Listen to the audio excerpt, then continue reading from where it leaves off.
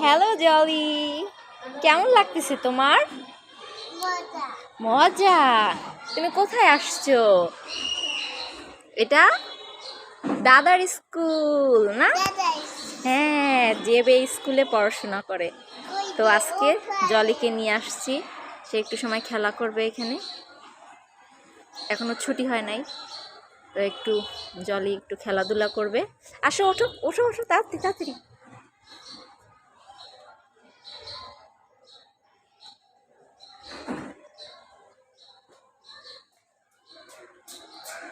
আস্তে আস্তে ওঠো। হ্যাঁ, উঠে এখানে বসো, ঠিক আছে? হ্যাঁ, বসো বসো।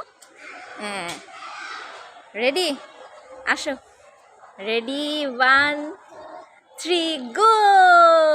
আসো।